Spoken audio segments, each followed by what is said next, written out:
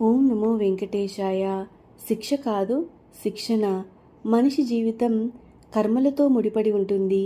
కష్టాల కడగండ్లను చవిచూసిన వ్యక్తి అవి విధిరాతలని భావిస్తాడు.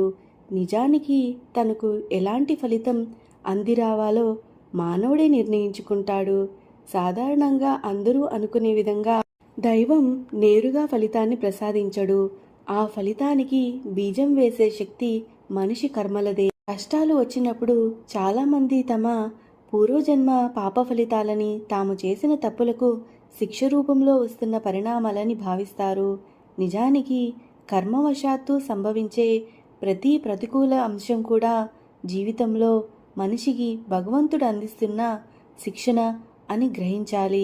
భగవద్గీతలో శ్రీకృష్ణ భగవానుడు చెప్పినట్లు మనిషికి కర్మ చేయడంలోనే హక్కు ఉంది, కానీ ఫలితాన్ని గ్రహించడంలో కాదు. ప్రతిచర్యకు ప్రతిచర్య ఉంటుంది. కొన్ని పనులు చేసినప్పుడు మనిషికి మహదానందం కలుగుతుంది. కొన్ని కర్మల వల్ల దుఃఖం ప్రాప్తిస్తుంది. తన ఆనంద విషయాలకు తన పనులే కారణం అవుతున్నాయని మనిషి గ్రహించాలి. కర్మల ఫలితాలు చాలాసార్లు కొత్త జీవిత పాఠాలు నేర్పుతాయి.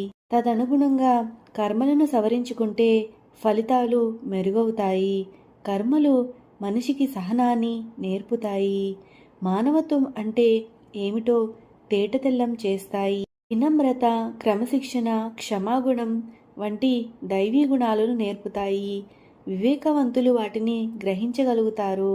ఎక్కడి నుంచి వచ్చాడో అక్కడికి వెళ్లాల్సిన ప్రయాణమే మనిషి జీవితం. కర్మవశాత్తు సంభవించే ఎటువంటి పరిణామమైనా అతడి ఆధ్యాత్మిక పరిణితికి తోడ్పడే అంశం అవుతుంది. చేసే పని పట్ల శ్రద్ధ ఉండాలి. అభాగ్యులు, నిరుపేదల పట్ల కారుణ్యం ఉండాలి. ఇవన్నీ కలగలిపిన జీవితాన్ని మనిషి అనుసరిస్తే అతడికి రాబోయే కర్మల ఫలితం అమృతతుల్యంగానే ఉంటుంది.